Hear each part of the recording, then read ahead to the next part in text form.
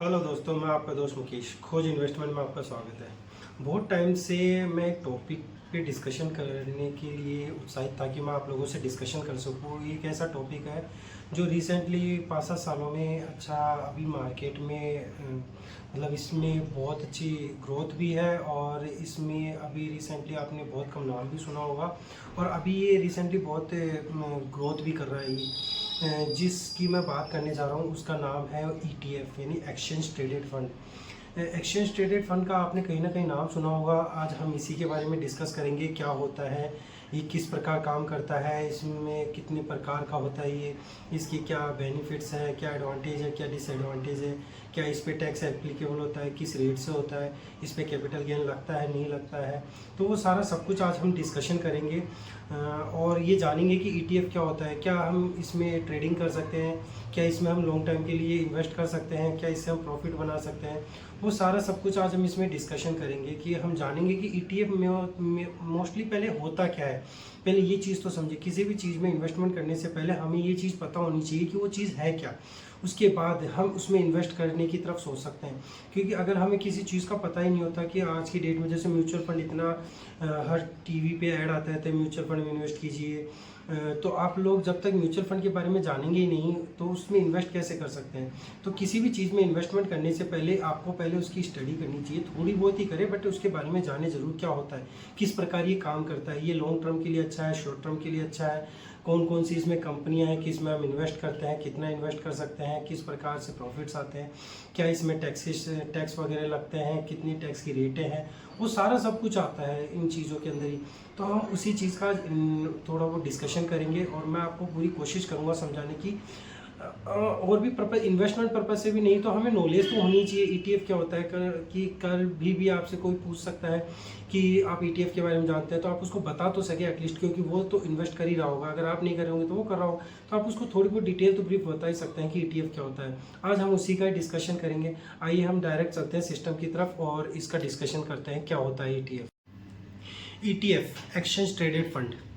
पहले हम इसको समझ लेते हैं कि क्या होता है ETF, फिर उसके बारे में आगे क्या क्या है। हमने पॉइंट्स, इसमें कुछ पॉइंट्स बताए हैं, उस पॉइंट्स के अकॉर्डिंग हम इसको समझ लेंगे ताकि समझने में थोड़ी आसानी होगी।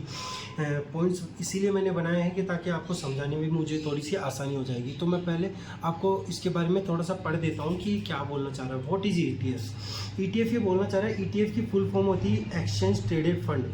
ये बोलना चाह रहा है कि is a type of investment fund होता है that can be bought and sold on a stock exchange much like a regular stock. It holds a basket of assets like stock, bonds, even commodities, and typically tracks the performance of specific index. ETF offer investors diversification and access the various market segment in a single investment. मैं आपको इसको normal भाषा में समझा देता हूँ कि ETF क्या होता है। ETF एक तरह का फंड होता है, एक तरह का इंडेक्स बोल सकते हैं, फंड बोल सकते हैं। ये फंड होता है जिसमें क्या होता है कि अलग अलग सेक्टर की कंपनियां भी हो सकती है। इसमें स्मॉल कैप कंपनीज भी हो सकती है, मिड कैप कंपनीज भी हो सकती है, लार्ज कैप भी हो सकती है। अब इसमें इसने एक शब्द यूज़ किया था, बास्केट ऑफ एसेट्स। यानी कि अगर बास्केट ऑफ एसेट्स का मैं मतलब समझाऊं तो एक टोकरी होती है, टोकरी में अलग अलग तरीके के जैसे फल फ्रूट होते हैं, उसी तरीके से ये फंड होता है। इस फंड में अलग अलग साइज़ की कंपनियां, अलग अलग सेक्टर की कंपनियां हो सकती है। जैसे IT सेक्टर की कंपनी हो सकती है, फार्मा सेक्टर की हो सकती है, पावर सेक्टर की हो सकती है। तो उनको सभी को मिला करके इसमें एक फंड क्रिएट किया जाता है। इन्हीं सभी कंपनियों को मिला करके एक फंड क्रिएट किया जाता है। उस फंड को ही यहाँ पे ETF का नाम दिया गया है। आप जब इन्वेस्टमेंट करते हैं इस फंड के थ्रू तो आप एक कंपनी में नहीं इन्वेस्ट करते हुए अलग अलग सेक्टर की कंपनियों में इन्वेस्ट करते हैं। इससे क्या होता है कि आपका पैसा ग्रोथ होता है अलग अलग इंडस्ट्रीज़ के अकॉर्डिंग। एक इंडस्ट्री में ना करते हुए सारी इंडस्ट्री में आपका पैसा जाता है। तो ETF नॉर्मली उसी को कहते हैं। ETF एक फंड बनाया जाता है जिसमें अलग अलग प्रकार की कंपनियों के शेयर्स परचेज किए जाते हैं, फिर फंड क्रिएट किया जाता है, फिर फंड क्रिएट करने के बाद आपको शेयर्स अलॉट किए जाते हैं और फिर आप उसमें इन्वेस्टमेंट करते हैं। तो आपका पैसा रोल आउट होता है पूरी कंपनियों के अंदर। जैसे कि मैं बात करूं, जैसे BSE का एक सेंसेक्स होता है। सेंसेक्स में क्या होता है कि देश की 30 सबसे बड़ी कंपनियां होती है। तो हम जो इन्वेस्ट करते हैं वो देश की 30 सबसे बड़ी कंपनीज में करते हैं। तो 30 सबसे बड़ी कंपनीज एक सेक्टर की नहीं होती है, उसमें आपके पावर भी होता है, IT भी होता है, आपके इंफ्रा भी होता है, इसके अलावा आपका फार्मा भी होता है। तो सारी कंपनियां होती है, ITC वगैरह भी होती है इसमें। तो उन कंपनीज में आपका पैसा इन्वेस्टमेंट होता है, उन सभी को मिला करके एक फंड बनाया जाता है, उसको हम टिपिकली एक्सचेंज ट्रेडेड फंड कह सकते हैं। इसको हम आगे और पढ़ते हैं और आगे आपको मैं बताऊंगा क्या होता है, उससे आप और अच्छे से समझ पाएंगे। इसमें आप ये सेकंड लाइन में बोलना चाह रहा है कि MF company launch NFO new fund offer and receive money from the market and it's limited fund and it can be increase, but in case MF it can be increase, मतलब इसको मैं आगे समझाऊंगा। अभी ये आपको मैंने पढ़ के बता दिया, तो इसको मैं लास्ट में समझा दूंगा ये क्या होता है। अभी आपको समझाऊंगा तो आप कंफ्यूज हो जाएंगे। ये वर्क कैसे करता है, काम कैसे करता है, मैं आपको ये समझा देता हूँ कि ईटीएफ काम कैसे करता है। तो पहले हम इसको पढ़ लेते हैं। Exchange traded fund work by pulling money from the investors to purchase a basket of assets like stocks and bonds and then offering share in the fund to the public. कहने का मतलब ये होता है कि अभी जो इससे पहले वाली लाइन पढ़ी थी मैंने, एनएफओ शब्द यूज़ किया था, new offer and new fund offer. अब मैं इसको समझाता हूँ क्या होता है कि इस एक्सचेंज ट्रेडेड फंड में क्या होता है कि जैसे म्यूचुअल फंड टाइप की ये कंपनी होती है, वो क्या करती है कि वो एक पैसा इकट्ठा करती है। जैसे मानो 100 करोड़ रुपए इकट्ठा करी, अब वो क्या करेगी, 100 करोड़ रुपए इकट्ठा करके बीएससी की जो सेंसेक्स है उसके 100 करोड़ के शेयर वो परचेज कर लेगी। 100 करोड़ के शेयर परचेज करके अलग अलग कंपनीज के, मतलब 30 कंपनियां, तो 30 कंपनियों का जो भी वहाँ का क्राइटेरिया है कि 10% 20% जैसे भी है, वो 100 करोड़ के वहाँ से शेयर परचेज कर लेगी। शेयर परचेज करने के बाद वो क्या करेगी, परचेज करने के बाद वो एक क्या करेगी कि एक पब्लिक में ऑफर लेके आएगी।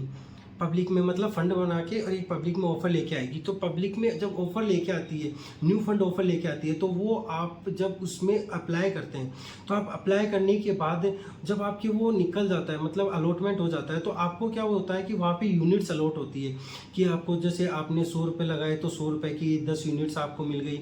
तो 10 यूनिट्स जो आपको मिली वो आपकी यूनिट्स उस फंड में जितनी भी कंपनियाँ हैं, 30-20 जितनी भी कंपनियाँ हैं, उन कंपनियों में आपका पैसा इन्वेस्ट हो गया और जब आपकी ग्रोथ होगी वो उन कंपनीज के अकॉर्डिंग होगी।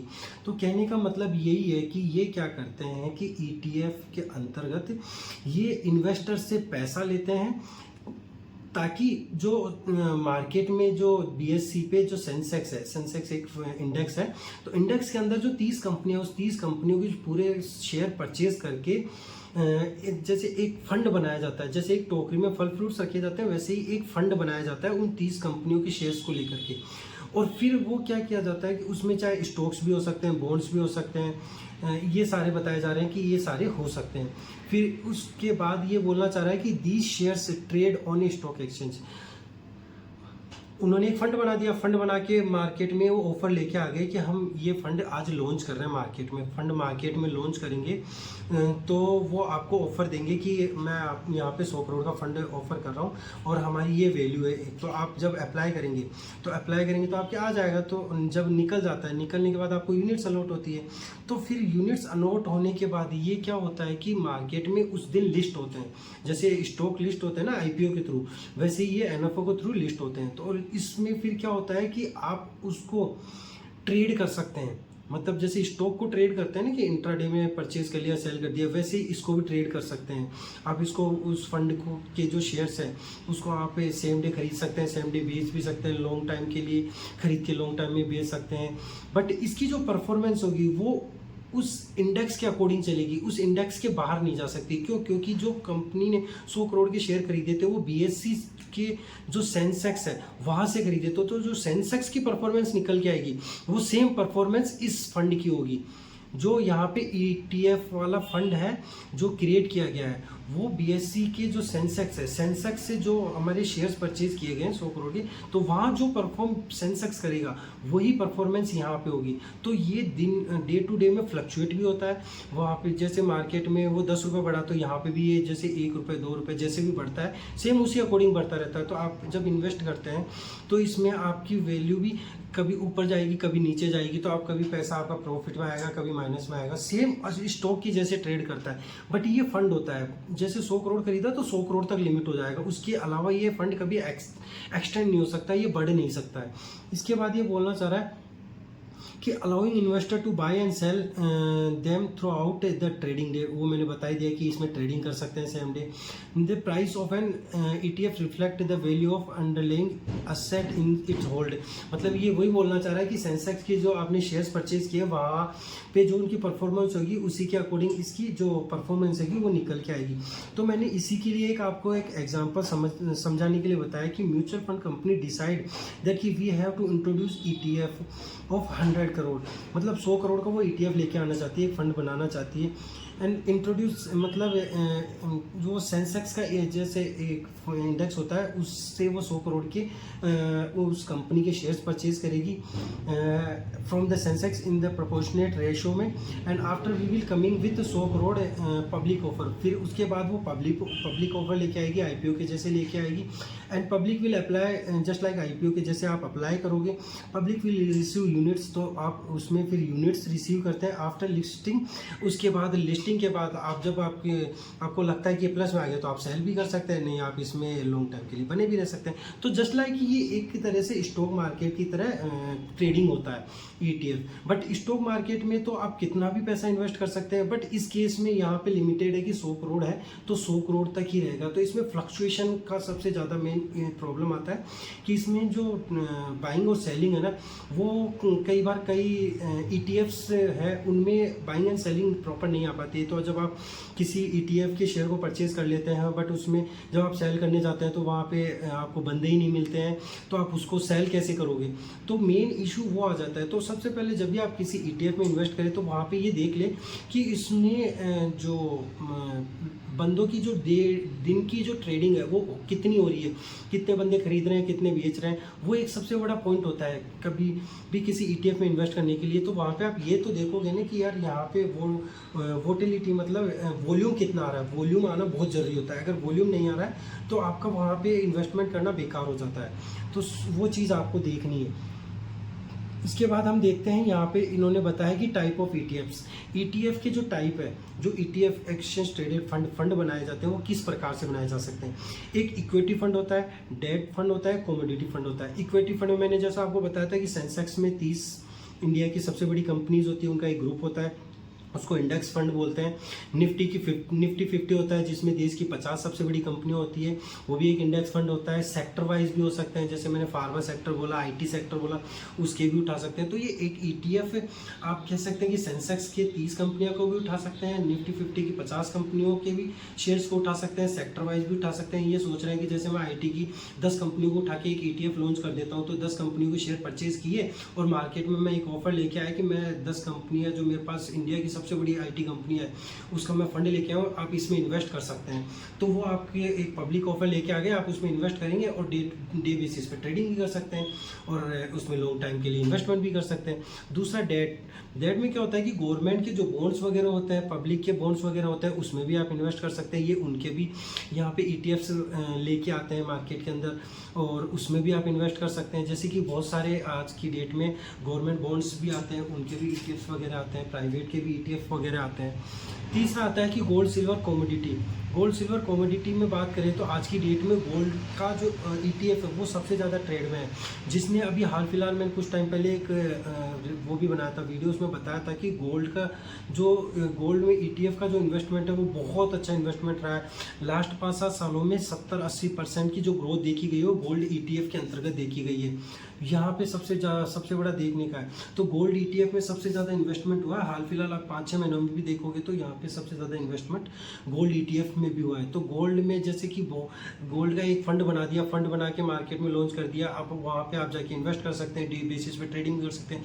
जैसे गोल्ड कंटिन्यू बढ़ रहा था तो आप इसमें ट्रेडिंग कर सकते हैं, फिजिकल वे में इसमें ट्रेडिंग करके आप गोल्ड परचेज कर सकते हैं।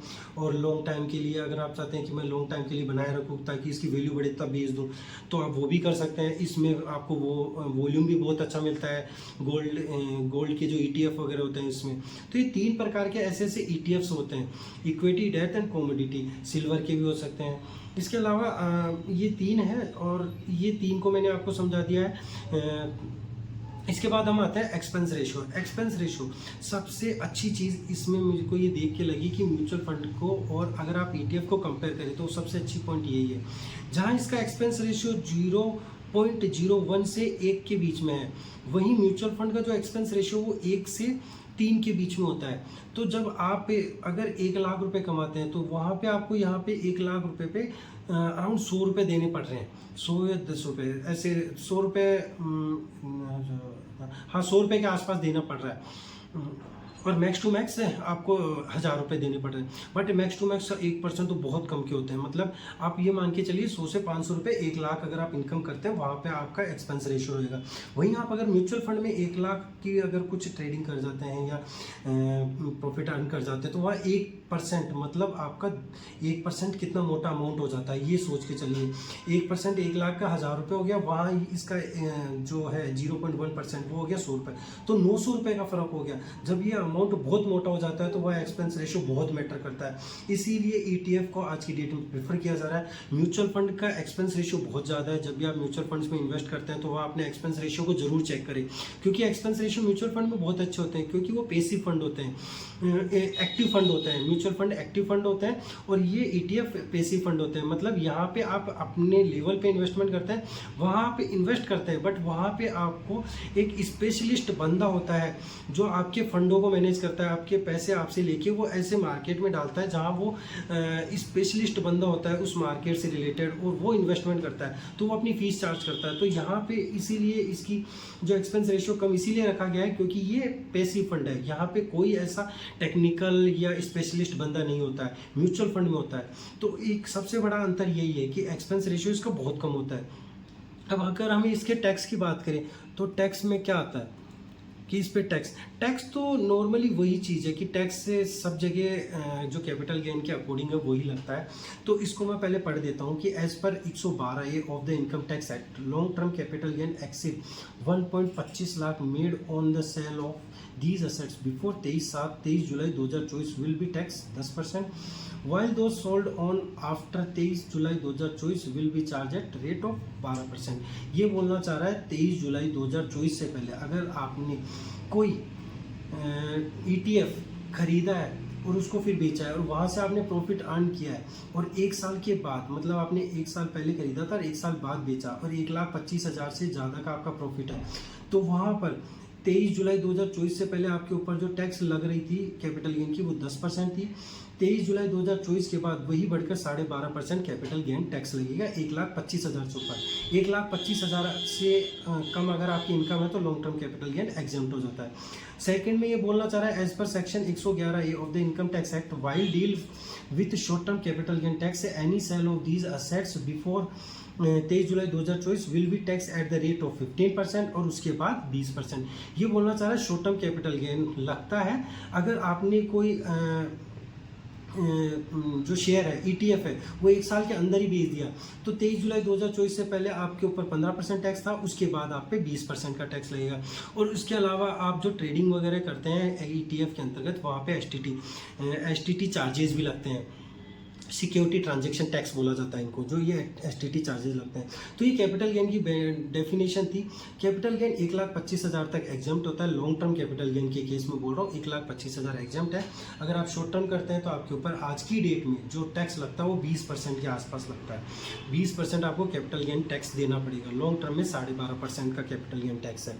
तो ETF में आप ट्रेडिंग कर रहे हैं इसलिए ETF में कैपिटल गेन होता है, इसलिए ये टैक्स भी बताना मुझे ज़रूरी लगा, इसलिए मैं आपके लिए ज़रूरी टॉपिक रूप में मैंने ये आपको बताया। Why invest in ETF, investment क्यों करें? सबसे बड़ा पॉइंट तो ये है कि हम ट्रेड करना चाहते हैं। लोगों को ट्रेडिंग का बहुत इच्छा होती है कि हम यार मैं इन्वेस्ट ना करके उसमें ट्रेडिंग करूँ, तो इसके लिए ETF लॉन्च किए गए हैं कि आप डेली बेसिस पे इसको सेल और परचेज कर सकते हैं। इसका दूसरा जो बेनिफिट जो प्लस पॉइंट है वो ये है कि इसका एक्सपेंस रेशियो म्यूचुअल फंड के बिहाफ पे कम होता है। और तीसरा ये बोल रहा है कि you can trade ETF in the stock market but you can trade mutual fund stock market. ये कहने का मतलब है कि म्यूचुअल फंड को आप ट्रेड नहीं कर सकते हैं, सेल बाय नहीं कर सकते हैं सेम डे के अंतर्गत, बट ETF को ट्रेड कर सकते हैं। म्यूचुअल फंड में आपको इन्वेस्ट करना है तो म्यूचुअल फंड में जो लास्ट डे का उसकी प्राइस थी उसके बेस पे आप इन्वेस्टमेंट करते हैं, NAP बनती है वहाँ पे।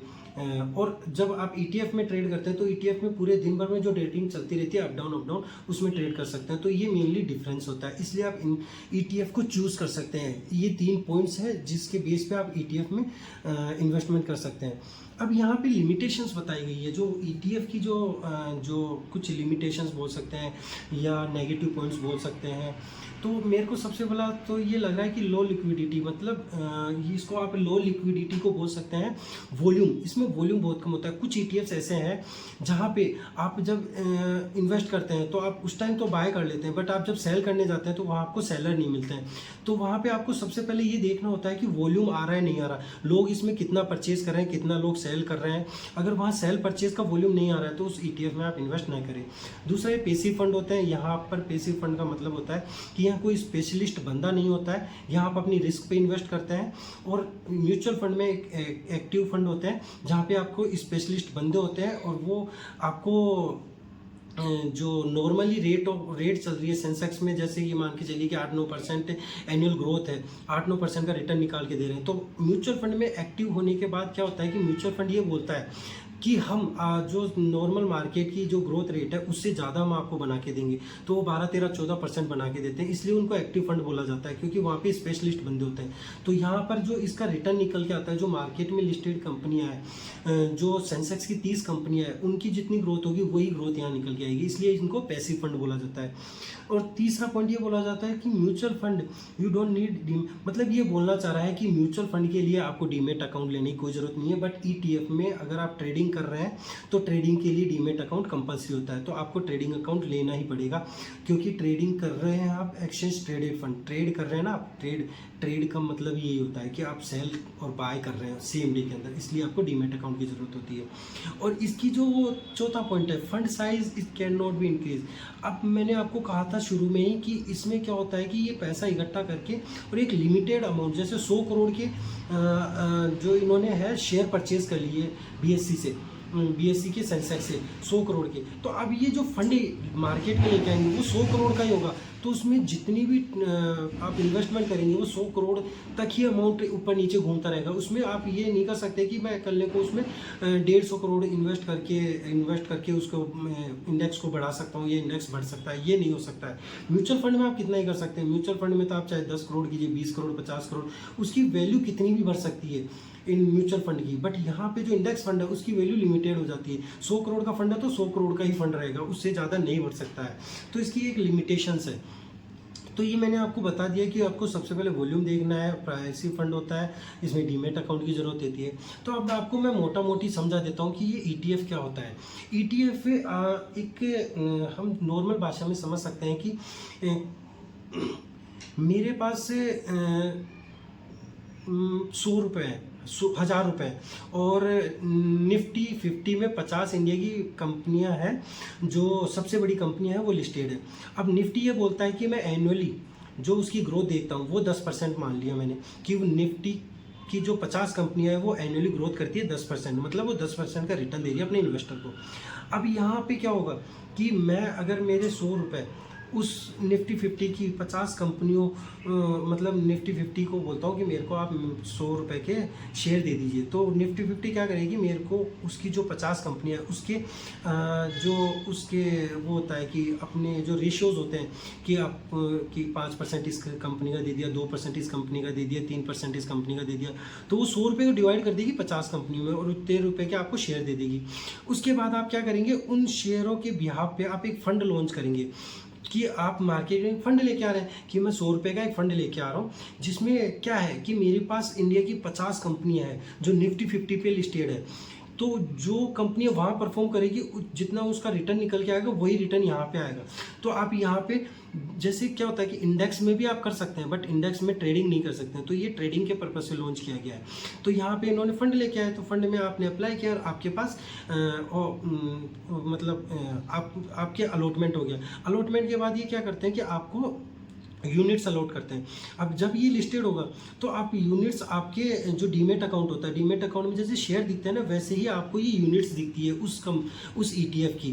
तो क्योंकि आप वहाँ ट्रेड कर रहे हैं ना तो आपको दिख जाएगी कि 10 यूनिट है, तो 10 यूनिट को आप ट्रेड कर सकते हैं, सेल भी कर सकते हैं, बाय भी कर सकते हैं और उसको लंबे टाइम के लिए होल्ड भी कर सकते हैं। और रिटर्न्स आपको वही दिखेंगे जो निफ्टी 50 में आ रहे हैं, जैसे 10% का रिटर्न है उसका तो वो सेम रिटर्न्स यहाँ निकल के आएंगे। ये नहीं है कि वहाँ 10% 10% आ रहा है और आपको ETF 12-15% का रिटर्न निकाल के दे रहा है, वो पॉसिबल नहीं है, क्योंकि फंड तो वहीं से आके बनाया ना, इन्होंने इन्वेस्टमेंट तो निफ्टी 50 में ही किया है ना, और आपको तो बस ओनली एक फंड बना के आपको यूनिट्स अलॉट कर रहा है। तो एक्चुअली में आपका फंड कहाँ लगा, डायरेक्ट जाके निफ्टी 50 में लगा, इनडायरेक्टली निफ्टी 50 में लग रहा है, बट आप इन्वेस्टमेंट किसके थ्रू कर रहे हैं, फंड के थ्रू कर रहे हैं, एक ETF के थ्रू कर रहे हैं। वो क्यों, क्योंकि म्यूचुअल फंड भी एक इंडेक्स होता है, म्यूचुअल फंड में आप ट्रेड नहीं कर सकते, वहाँ इन्वेस्टमेंट कर सकते हैं, और ETF में आप ट्रेडिंग कर सकते हैं। तो इन्वेस्टमेंट और ट्रेडिंग में यही फर्क होता है कि इन्वेस्टमेंट लॉन्ग टर्म के लिए किया जाता है और ट्रेडिंग डे बेसिस पे के लिए की जाती है, कि डे बेसिस में आप कितना भी परचेज कर सकते हैं, सेल कर सकते हैं। बट इसकी कुछ लिमिटेशंस होती है, वो मैंने आपको बता दी है। इसके कुछ प्लस पॉइंट्स भी होते हैं, प्लस पॉइंट्स में आपको रेशियोज बता दिए, जो एक्सपेंस रेशियो वो इसके कि कितने इसके एक्सपेंस रेशियो होते हैं, क्यों ये म्यूचुअल फंड से अच्छा होता है, एक्सपेंस रेशियो के बेस पे ये म्यूचुअल फंड से सबसे अच्छा होता है।